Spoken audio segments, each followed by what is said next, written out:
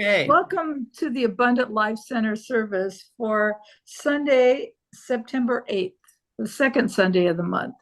And today, our Paul Enberg is going to share with us information about the Thomas Jefferson Bible and the things he's learned from it. So I'm looking forward to an interesting presentation and an interesting discussion to follow. So we'll start our service by lighting the God candle. Oh, if this thing works.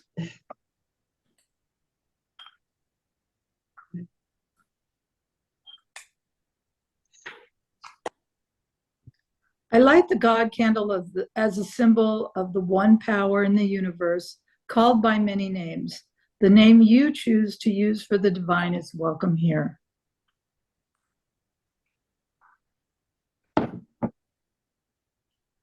So we'll begin with our beliefs, since it's the first meeting of the month.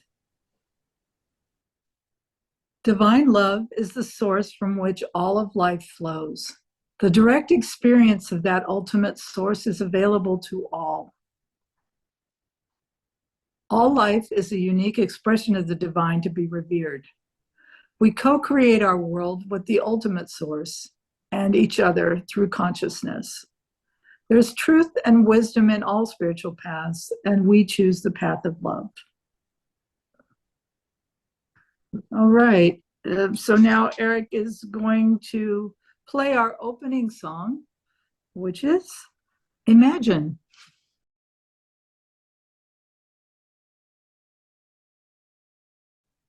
I love that song, always. So we're going to do now a meditation. It's called the Integrity Meditation.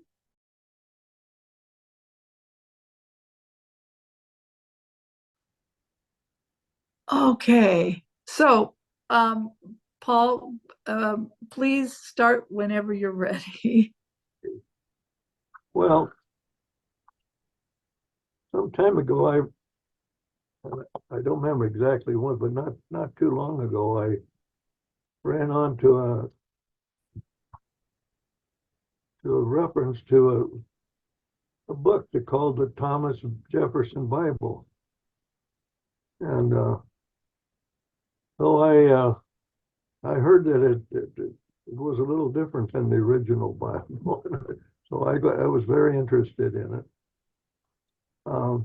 I guess I want to give you a little background of where I am spiritually.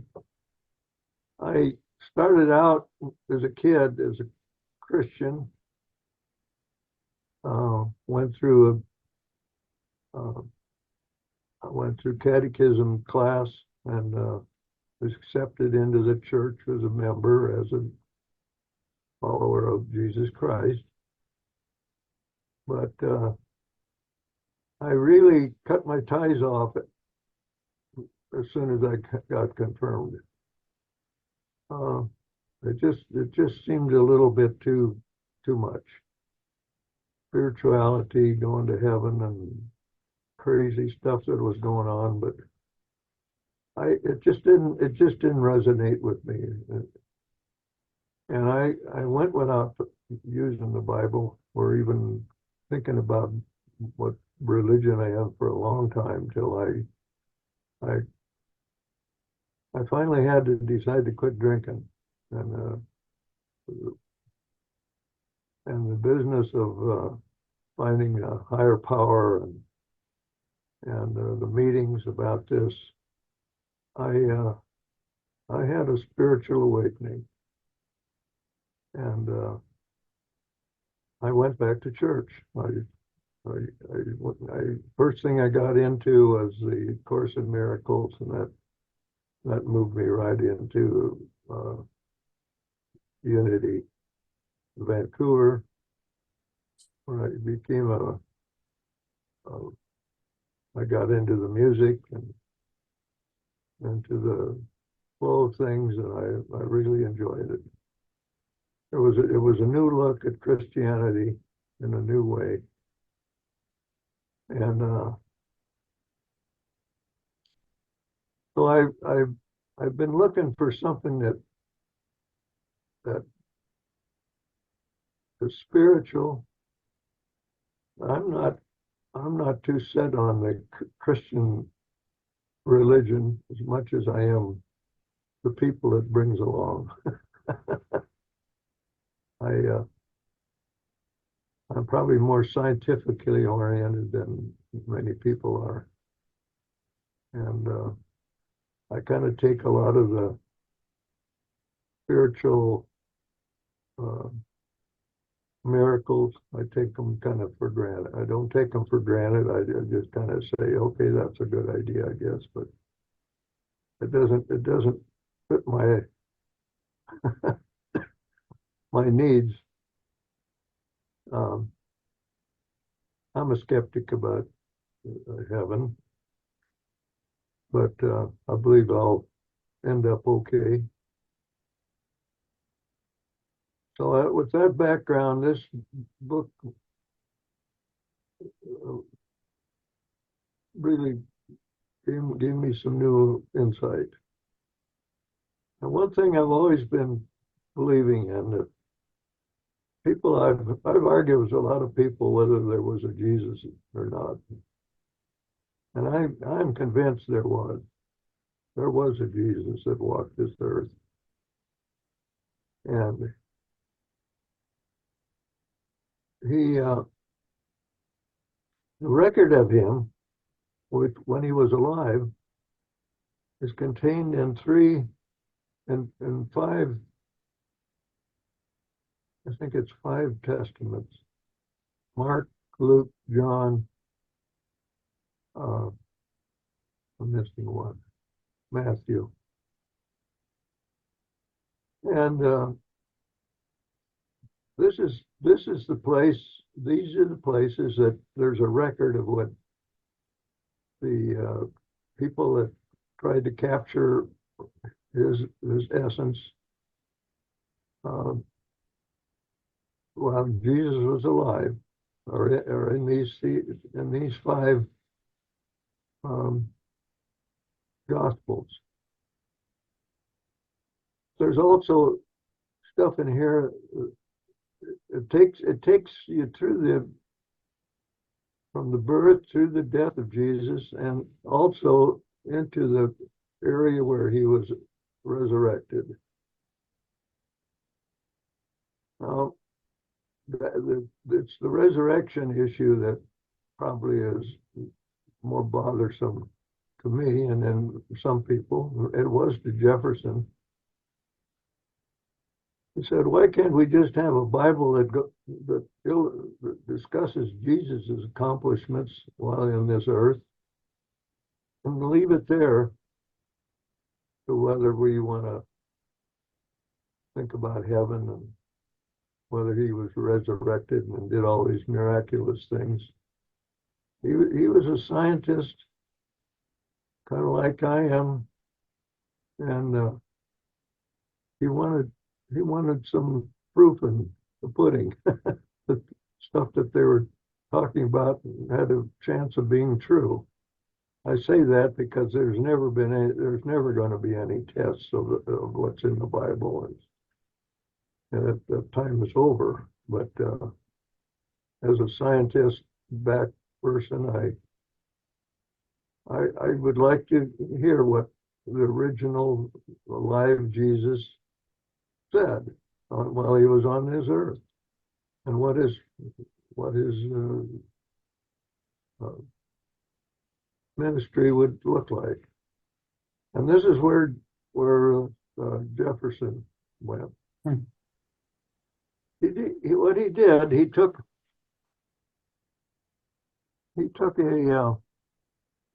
all his Bibles, and he was a very, very learned man. He spoke French and Greek and English, and so he had access to a lot of different Bibles and literature. And what he went and did is he said, let's see what we can put together out of this Bible, find the places where where Jesus was participating in the story as a live person before he died. And what he did, he started cutting and pasting. He found an old Bible, and he ripped off the Old Testament, because Jesus didn't have anything to do with writing that. He also snipped off all the other chapters of the Bible from these five that are written by these five disciples, or not disciples, but authors: Mark, Luke, John, Matthew. I'm always missing one here. There's five of them. And then he started pasting and cutting, and he went through the Bible first to find places where there was just the information about it was just in one of the Gospels, and he would take that part out, and he pasted it down. He didn't paste any areas in the Bible where he was doing miraculous things, or there was things that we couldn't have done as normal human beings. He eliminated the Christmas story, but he did bring Jesus bring the birth of Jesus to Bethlehem, and then had him immediately returned to Nazareth. He went through and removed other parts that, like the Lazarus story,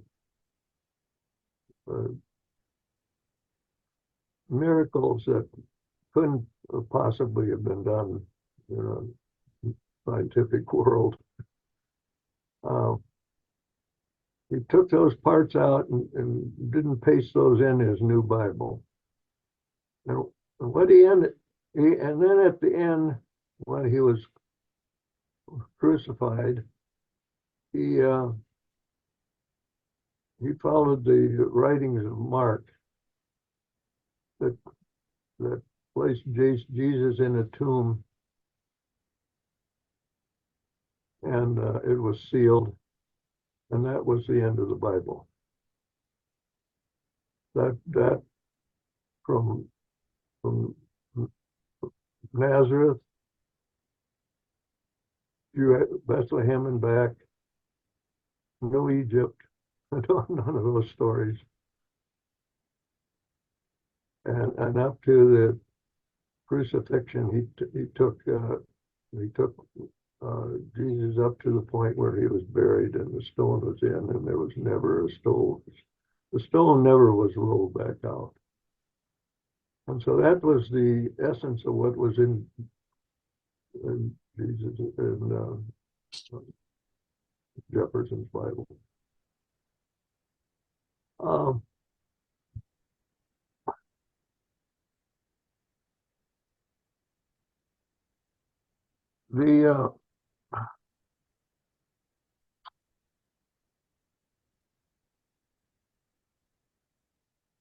There was not many of these Bibles produced.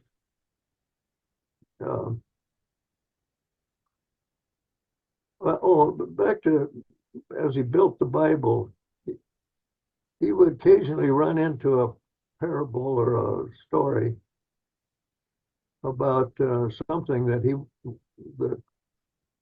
was about related to slavery, and Jefferson was a slave owner, but he reluctantly pasted in biblical verses that that Jesus would have said about slavery, even though he didn't follow the mark very well.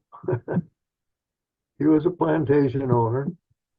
He was a kind to his people, but he still treated them as slaves. And this, of course, this is one of the reasons uh, he decided he ought to have a book that he can look up to, and maybe he doesn't meet the mark in all places, but it is ethically and morally a good book and something he should attain, and even if he didn't attain it himself for all things. So he included those items in his new Bible about slavery. Um,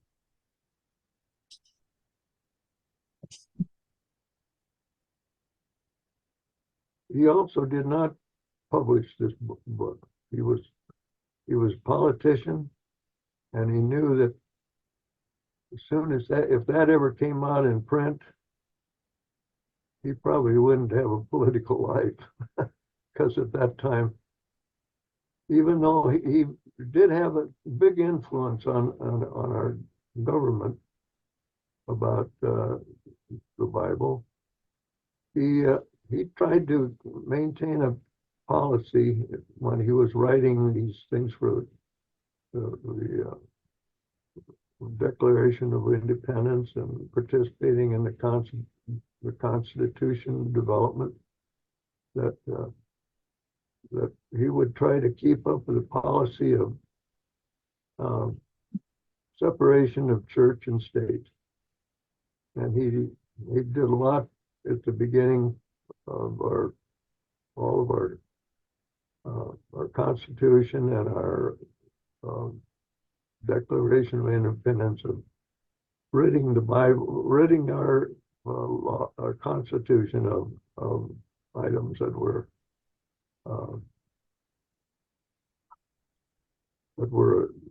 that said that we would be a church state. And he thought he was pretty proud of keeping that in the development of the Constitution and in the Declaration of Independence. The Bible that's left over after he did this is a book that is mostly parables.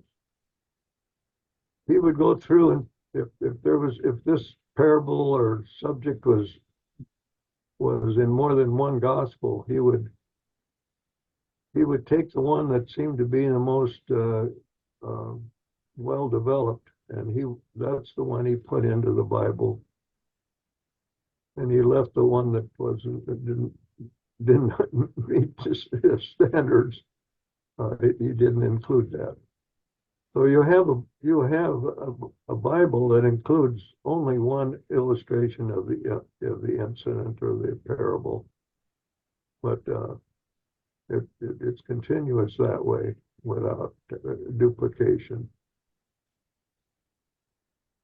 I find it a hard Bible to read. And the author of this book, Thomas Heuing, did something that was very helpful to me in putting down the statements that he Bible parts that he selected. He would take a section, and Heuing himself would make a comment of what he thought Jesus was trying to accomplish with that incident. And so he not editorialize it, but he comments on his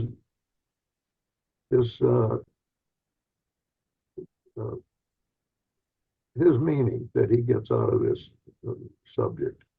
So we not only see Jesus's writings, we see Heuing's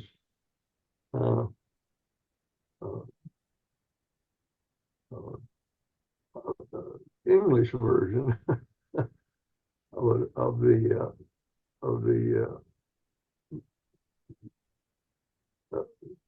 parable, and it helps a lot to understand what's going on in the Bible. Jesus ends up being a normal human being with spiritual abilities. He, according to this Bible, has 1 year in practice, not 3 years as some believe. He is crucified.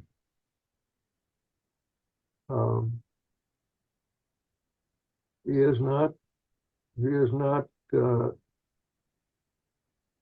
Heuing allows him to be put in a grave like they reported in the tomb.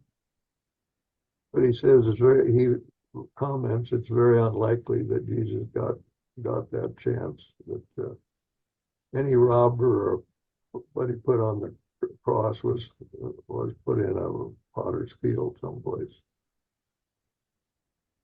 But he followed the Bible's reading on that Jesus was put in a tomb.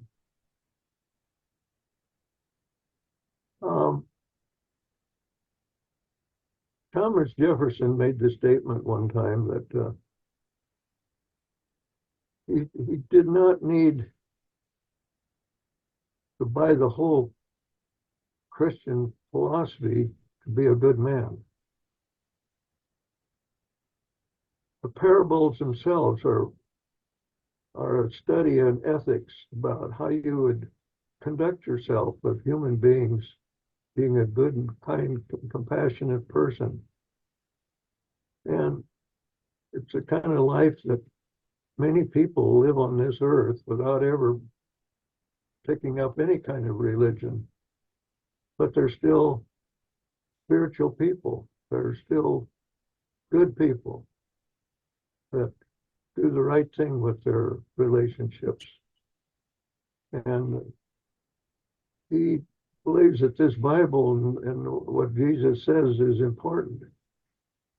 And that we could all try to live up to it, to the teachings that he has in this reduced version. And you would spend your life as an ethical, well-versed person, good person. If you had a life, if you spent a life like Jesus described that you should attain for, or in the parable. I think that's about all I want to say. This is, if you can imagine now, you take your Bible and you get into the first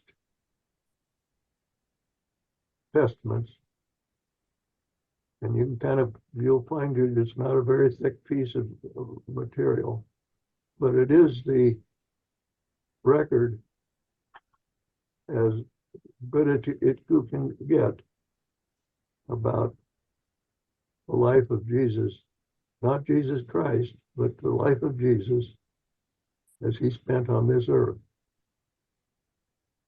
And I think you'll be surprised by its depth.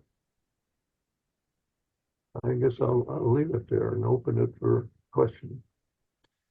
So, Paul, I have a question to start out with. Wow, that was really, really fascinating. And I am definitely ordering that book unless Eric's already ordered it. But what it looks like. okay. And how long ago did you find that book? About a couple months ago. Okay, so it's a relatively recent find. So it hasn't impacted your life. Has it caused any way for you to change your philosophy of life? No, it hasn't. But I haven't, I'll tell you this, I haven't studied it that well. Okay, well, that's interesting. The language in here in the parables are hard to understand. I remember we used to have meetings at the Unity Church. What was her name? Susan. What was it? Susan? Was it Susan Rice? Rice was one of our ministers, and she used to have meetings that were about the Bible, and particularly the parables. And we would struggle with maybe one simple parable all through the class till we got the essence out of what it was trying to tell us. It's a hard, for me, it's hard to read. But Thomas Heuing does a really nice thing. He tries to digest the essence of what the parable is saying. So you have the parable, and then in bold letters, like Heuing, he tries to explain what he thinks is happening in this dialogue. And then we go to the next section, is a paper that's in lighter print, and you read the words that are in the Bible, and then he prints a black section that shows he describes what he thinks this parable means. Oh. I have a question. Who had this Bible for the last 200 years, and how did Thomas Heuing get involved in it? I don't remember. I think there was only one Bible left. He never printed this Bible. It was print and paste. It was a cut and paste thing, and he made 2 or 3 of them. He said he was smart enough not to to the public because of everybody wanted to be a Christian, not just a follower of Jesus. So Yeah. I believe, Paul, that Carol Lee has studied this book as well, and I think she would like to contribute. I know she's unmuted herself. So Carol Lee, do you have a comment that you would like to add? Sure. I have a different edition, but I thought I would share with you now on my phone. Oh, there we go. There we go. Okay, that's on my phone. I'm listening on the computer and I'm talking, and you can see me on my phone. This is the edition that I have. And Thomas Heuing, whatever the name was, he is not in this particular edition. And I have to tell you, I love this, but since the question came up about, where was this Jefferson Bible, or his, however you want to call it, during all those years, and I could read a little bit from this, or I can try to paraphrase it without leaving anything out. The great granddaughter, it was in the family, and it was named The Life and Morals of Jesus of Nazareth. And she sold to the Smithsonian the actual original that Jefferson did. And that happened in 1895. So it had sat with the family until 65 years after Jefferson's death. So then here the Smithsonian had it. And in 1904, the government printing office had black and white photos made of each page. And then it goes on to talk about what sad condition some of the pages already were in.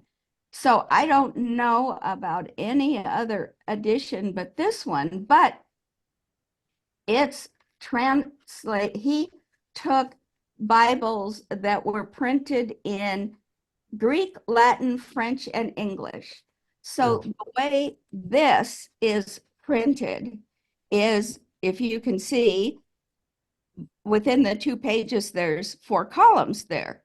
And it's in each of those languages, 1 column in English, 1 in French. Yeah. So, and it has, it's made copies, photocopies of the original thing, the original cut and paste that he did. But he apparently did it with these 4 different Bibles, so he could be engrossed in it in 4 different languages. So, this is a pretty sharp guy. How many people do you know that are proficient in 4 languages, one of them being an ancient language that's not used anymore? So anyway, I was quite intrigued by it. And there is the history part at the beginning. And there, that was, well, you don't really care who it was written by, but there's a foreword to it also. And then here is everything. Once you get past the foreword and the introductions by other people, the rest of it is all. Now this says a table, and then this is his handwriting. The life and morals of Jesus of Nazareth, extracted textually from the Gospels in Greek, Latin, French, and English. So there's Jefferson's writing of that page. And this is, I just think it's a beautiful volume. If you happen to be a bibliophile. My husband found it very interesting because with recent talk about the Constitution, how it was written, and what it meant, he's become quite interested in learning more about that part of the history of our country when Jefferson was around and his cohorts were around. And so he was quite interested in this, along with some of the other readings that he has done that have to do with the people and the times of the writing of the Constitution. So anyway, this is the one I got, not only because it was pretty, but because of the way it was put together. It was my goal to be able to see how he actually wrote it. Wow. Oh. Judy? Yes. All right. What I'm interested in knowing, and Carolee, and then Paul, however you want to do this, what I'm interested in, just a sentence or 2 summary. What is the difference between the regular Bible and this Bible, and why you prefer that? Paul, you want to take that one, or do you want me to speak on it first? Judy, which is the regular Bible you're referring to? St. James. Thank you. James. Well, I could say the difference from the beginning is it's only what Jesus said, not what other people said about Jesus. So the Thomas Jefferson Bible is only about Jesus alone, not about anything else. It's about right. It's about what he's pretty much what did he say, and he extracted it from the 4 Gospels. So as we know, different books of the Bible are written by different people, but he pulled out the things that are quotes of Jesus. And there may be more. Paul, what else? But that it's totally excerpts from the original. Okay. Thank you for explaining that. Paul, Sure. what is your take on that? What's the difference between a St. James Bible and the Thomas Jefferson Bible in your words? Well, I, the book I have has a lot more of Heuing's interpretations that are helpful in understanding the hard, to me, hard to read parables. Okay, but are you in the same thinking as Carol Lee, as it is strictly about Jesus and what Yes. he said throughout, and the rest of it doesn't pertain to anything? It pertains to what the Christian people that are called Christians believe is Christianity. If you want to put all of the Christianity stuff in it, you have to re-add the Christmas story, the trip to Egypt when he was a baby, the Lazarus story, the many miracles that he performs that would be pretty hard to accomplish even in today's scientific world. Okay, I just want to know the difference between the two and It's get a better understanding. good part of the New Testament is about what Jesus did after he was dead. Right. We're And talking about it. I think it might be helpful here to talk a little bit about how a Bible is created. This Bible is not ever put together with the same guardrails that you would have if you were printing a newspaper. It does not have the journal's code of ethics in it. Well, accuracy and things like that. This Bible never was written until about 40 years. The first Bible was written 30 or 40 years after Jesus' death. So there was a period there where it was the oral history that was cared for it was kind of summarized as the Q. And I don't quite know what the Q means, but it's from some Greek word. But anyhow, it was the essence of what Jesus said, a verbal record of the Bible that was written and put on paper 40 to 50 years after he died. Okay. Probably the most recent one was one of the first ones that was written by somebody that they finally put the name Mark on. He wasn't a disciple. In fact, the author here says that none of the names of the chapters that are written by the person that it said. They're not written by disciples. They're different people that have been assigned this name. Okay, yeah, because the regular St. James or whatever, it's all parables and metaphors, the whole thing. Yeah. You have to interpret however you want to interpret things. Well, but it has other things that were totally eliminated too. That's true. Like the Lazarus story, the Christmas story, The Book of Enoch, yeah. Many other stories in there.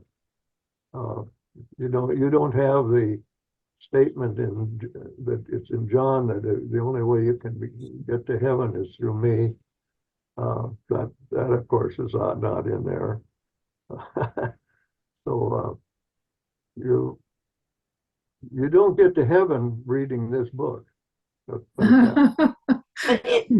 You have to get there on your own.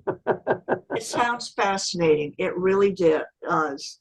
And I love the way Jefferson put his own take on it, be it subjective, in his words. But all I wanted to say is there's a quote from Gandhi that I just absolutely love. God has no religion. Yes, that's why we played the song we did this morning. But I wanted illustrate, how the world would be. Thank you. Thank you both.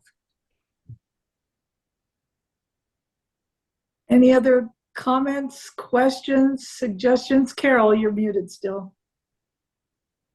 Well, talk about synchronicity. I saw a cartoon this morning that shows people of that time on this large scroll, and the other guy said, well, nobody's going to take this literally anyway. Yeah, that's a good one.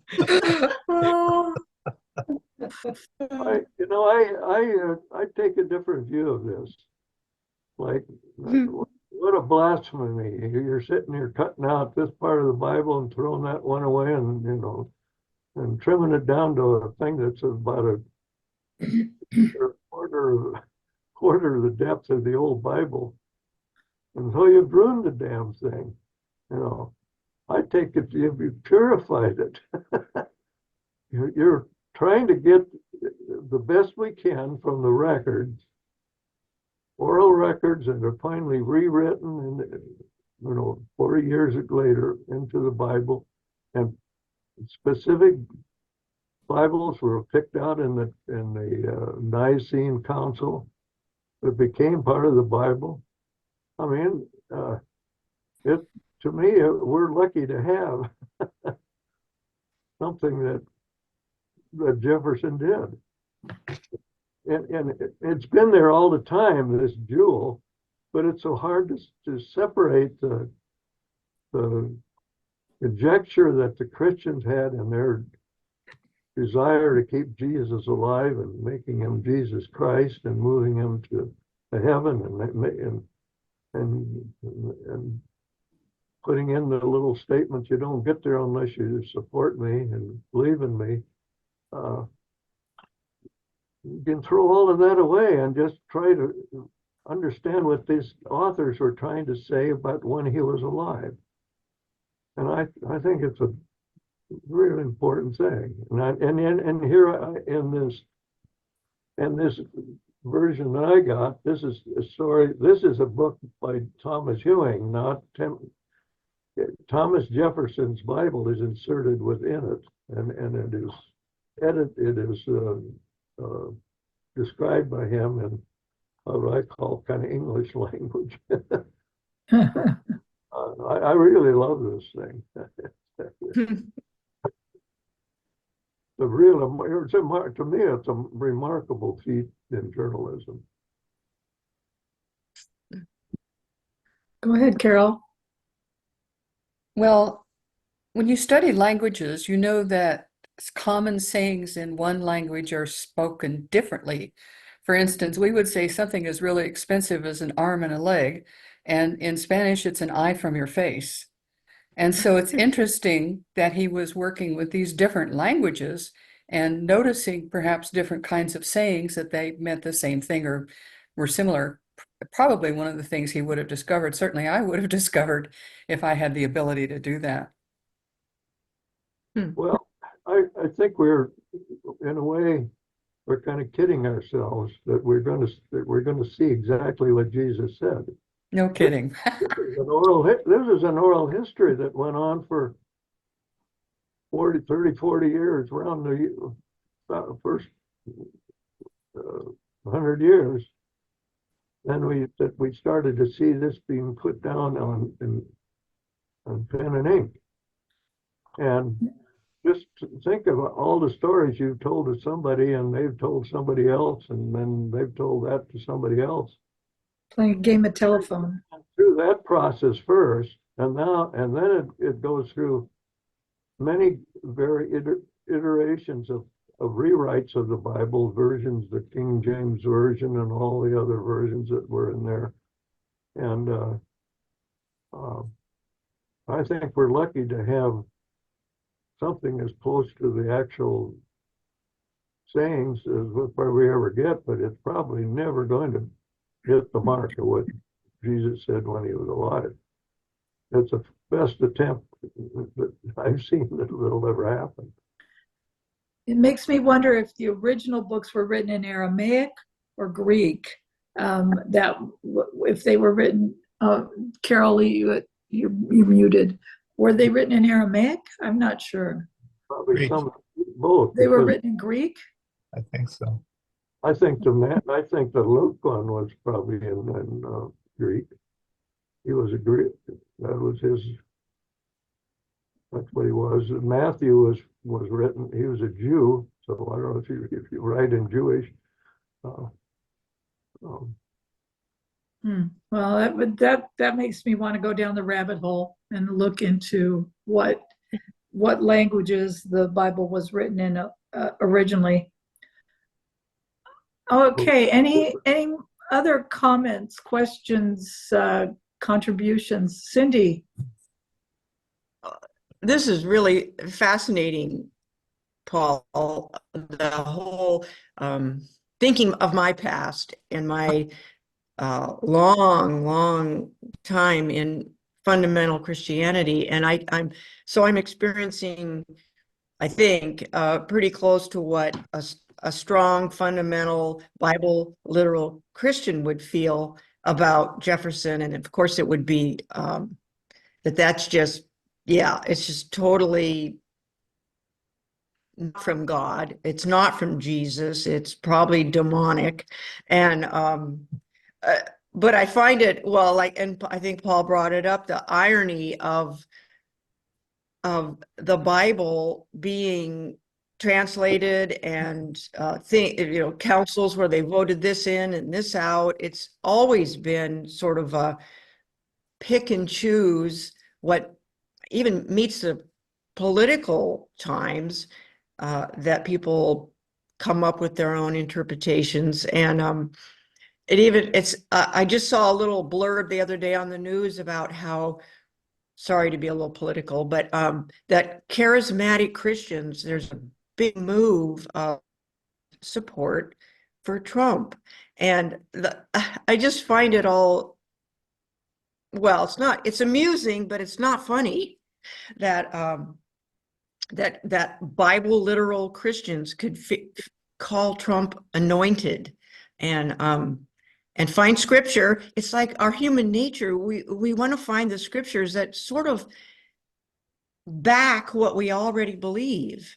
And then you get this amazing book, the Bible, but it just becomes pick and choose the scriptures you feel strong about. Or it was even interesting, Paul. I wondered when you talked about Jefferson and his beliefs in slavery, did he find the Bible supportive of slavery? Because there are scriptures that say, slaves obey your masters, and yet he was also ethical and moral, that he felt he was. So this was very interesting, and looking at it from the perspective of what I call pick and choose from the Bible, what fits your current philosophy of life, and it backs you up because it's in the Bible. I do believe the slaves obey your master was in the Old Testament. I don't think it was in the New Testament. Healing. No, I think it's in either like John, one of the Johns or one of the Peters. But it's not Jesus. I don't know. It's one of the, but it's one of the writers says, it's like husbands obey your wives and servants obey your masters. So. Oh, okay. So yeah.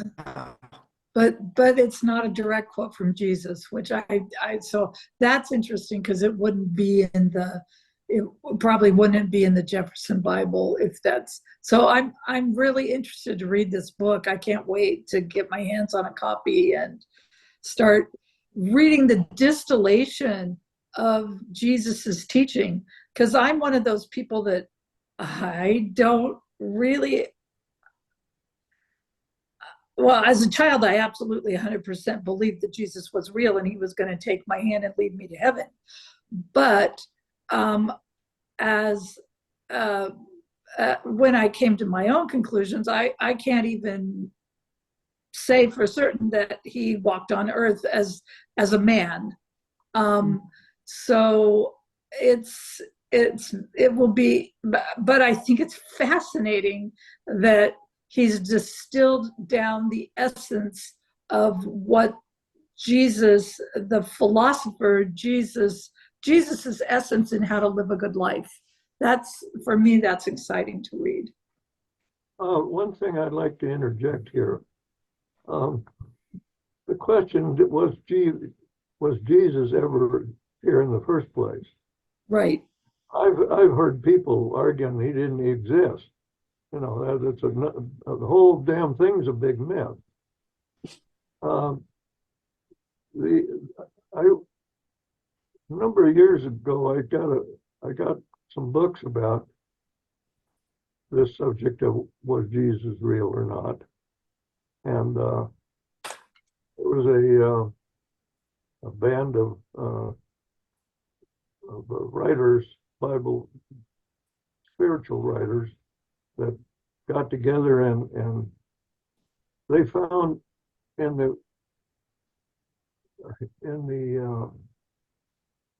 what want to say here, what was the system in I'm trying,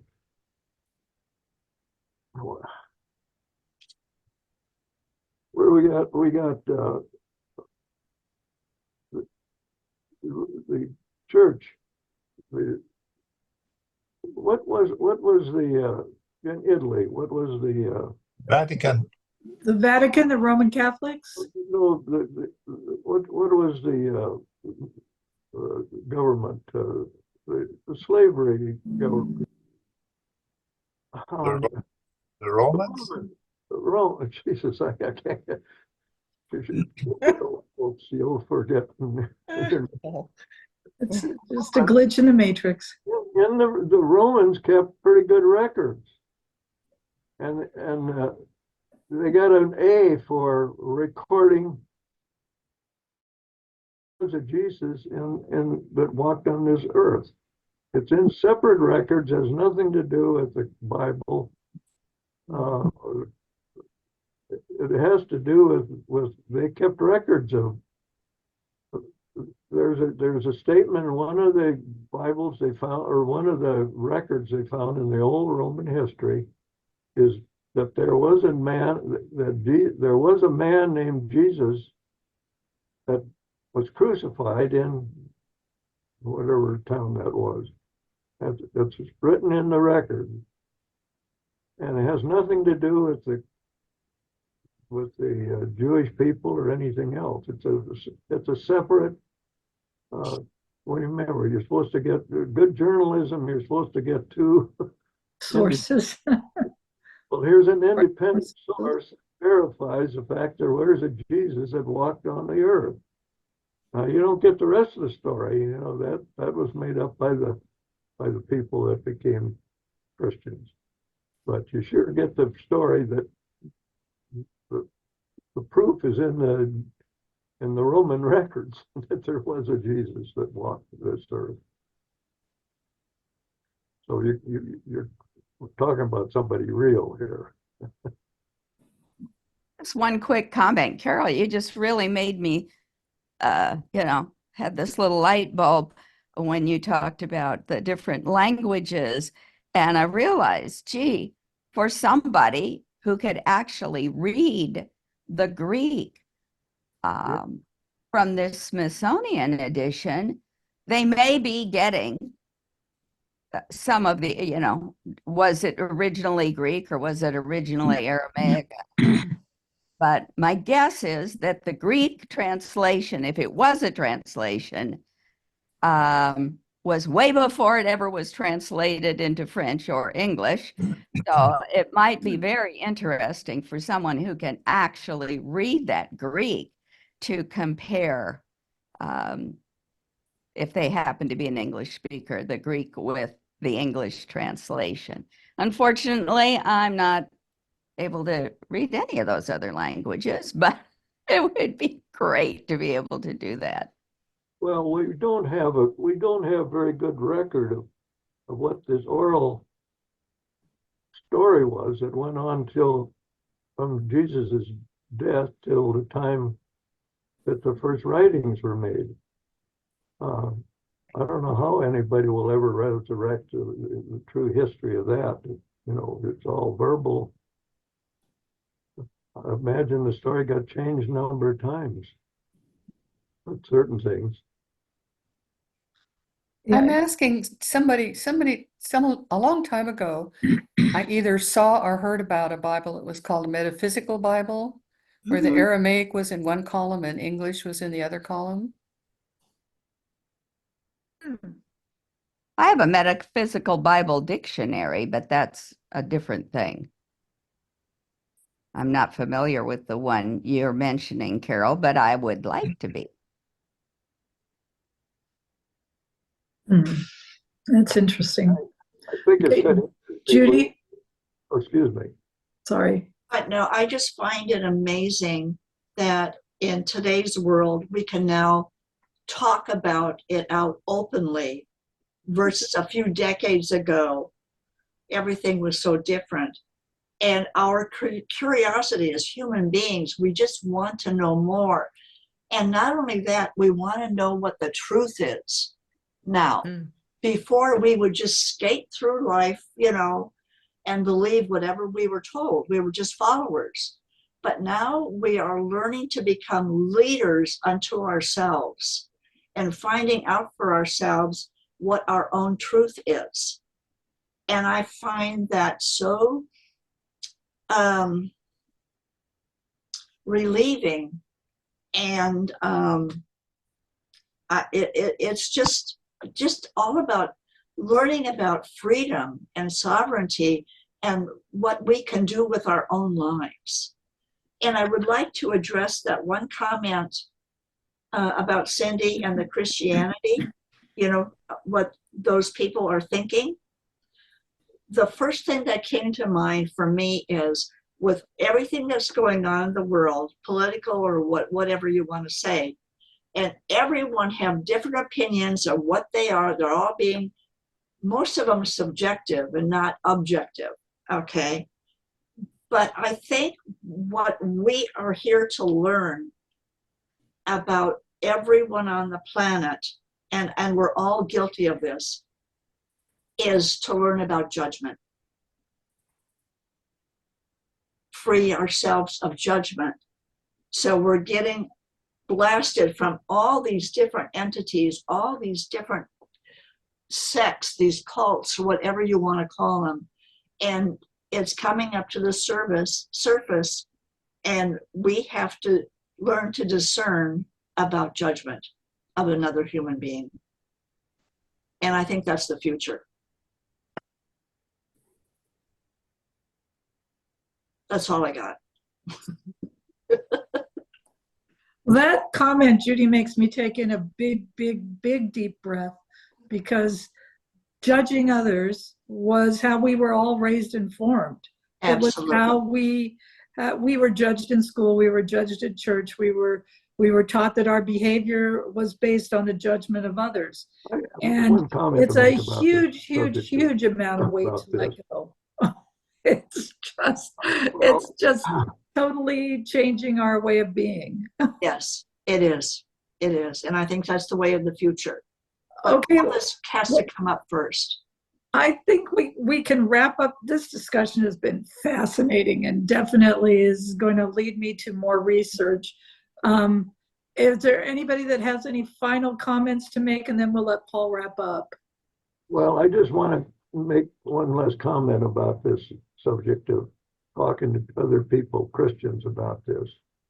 I tried to see it one day here last year. A good friend of mine died, was in our orchestra, and I was over talking to his wife, and we were talking about the funeral and about him, and she got to say, well, I'm so glad that you were here and with him, and that we can all see you. We'll all meet again in heaven. And I smarted off to her. I says, well, I just don't believe in heaven. Oh God, she just about blew me out of the goddamn house. And I haven't spoken to her since that. I mean, she was really pissed at me for even suggesting that there was something other than Jesus going to, and you were going to heaven if you believed in Jesus. And I've learned I've learned if you want to keep having contacts with people that are stern Christians, you better shut your damn mouth. And I just about got into it with a real good friend of mine and his family the other day. She got one of the daughters got into it and suggested that there was nobody better than Jesus on this world, and aren't we all glad to have Jesus and Jesus Christ? And I says, yes, I said, I do believe in Jesus. There was a Jesus at work on this. And she says, yes, and he'll take you to heaven. And I just said, and I felt like I was being chased out of the office because I wanted to engage in them. But I decided if I'm going to keep this family as my friends, I better shut my damn mouth right now and play the dummy because it's an untouchable subject with many people. Now, and you know what? It's a personal experience. It's a Yes. personal experience of unconditional love. That's really where we're getting to. Yeah. But also their belief is their personal truth. Yeah. That's Yeah. what we have to remember too. But Their mine belief is their truth. we're probably not going to share that with a lot of people that we call Christians. That's my point. Either that or you probably won't see them again. Okay, all right. Wow. I think Go it's ahead, Deb. important. I think it's important that we weigh all of this in our own mind with the thought of love. Where's love in all of this? How do you apply love to the translation? Oh, Bev, you muted. You're muted. I'm through talking. No, oh, well, that's okay. Now you came back on. So did you want to finish that? You said, how do we apply love to all of this? Well, yes, how do you apply in your own mind what you're hearing here and reading somewhere else? How do you apply that to love? Where is love in all of that? I can answer that. Okay. I can answer that, Bev. We now have with this reading, we have the true words, the truest it'll ever get, the words of what Jesus is supposed to have said. And one of his top things that he said is love your neighbor as yourself. He was dynamite on this business of didn't care what sect or what religion you were in or whether you were in any of them. You were to love your neighbor. You were love your fellow man. And he was the Prince of Love. And this is, to me, this thing lets him stand out as that. This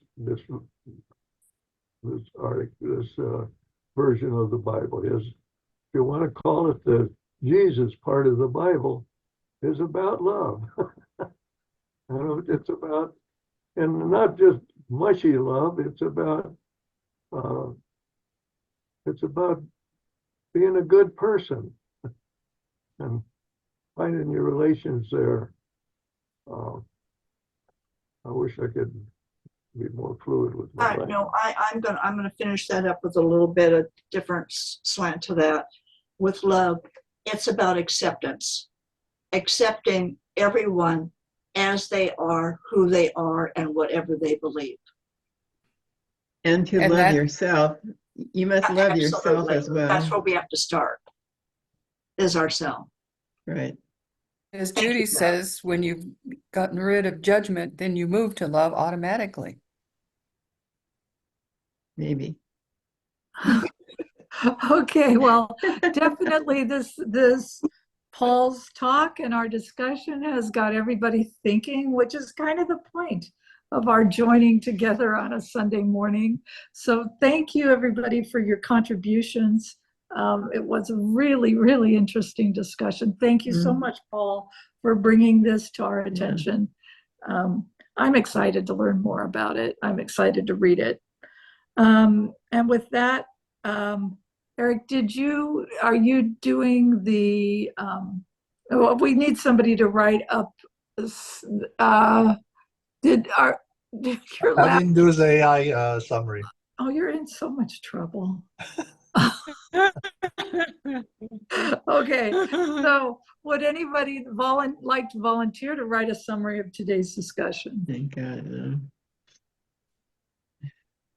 No takers? Okay, I'll do it. All right. So with that, we have a music to reflect on called Let the Mystery Be.